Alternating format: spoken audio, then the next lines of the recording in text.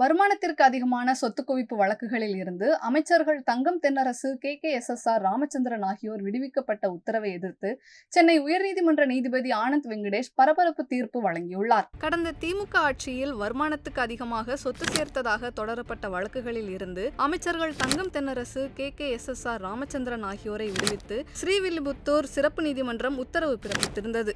இந்த உத்தரவுகளை எதிர்த்து லஞ்ச ஒழிப்புத்துறை மேல்முறையீடு செய்யாத நிலையில் சென்னை உயர்நீதிமன்ற நீதிபதி ஆனந்த் வெங்கடேஷ் தானாக முன்வந்து வழக்குகளை மறு ஆய்வு விசாரணைக்கு எடுத்துக்கொண்டார். கடந்த மார்ச் மாதம் இந்த வழக்குகளில் இறுதி விசாரணை நடைபெற்ற நிலையில் அமைச்சர்கள் தரப்பிலும் லஞ்ச ஒழிப்புத்துறை தரப்பிலும் வாதங்கள் முன்வைக்கப்பட்டன. அனைத்து தரப்பு விசாரணையும் முடிவடைந்ததை அடுத்து தீர்ப்பை நீதிபதி ஆனந்த் வெங்கடேஷ் தேதி குறிப்பிடாமல் தள்ளி வைத்திருந்தார். இந்த நிலையில் அமைச்சர்களுக்கு எதிரான வழக்குகளில் இன்று தீர்ப்பு வழங்கிய நீதிபதி ஆனந்த் வெங்கடேஷ் சொத்து குவிப்பு வழக்குகளில் அமைச்சர்கள் தங்கம் தென்னரசு, KKSSR ராமச்சந்திரன் ஆகியோரை விடுவித்த உத்தரவை ரத்து செய்து அதிரடியாக தீர்ப்பு வழங்கினார். மேலும் இந்த வழக்கில் குற்றச்சாட்டை பதிவு செய்து சாட்சி விசாரணையை மீண்டும் துவங்க ஸ்ரீவில்லிபுத்தூர் சிறப்பு நீதிமன்றத்திற்கு உத்தரவிட்ட அவர் விசாரணைக்கு வரும் செப்டம்பர் 11ஆம் தேதியன்று நேரில் ஆஜராக வேண்டும் எனவும் தெரிவித்திருந்தார்.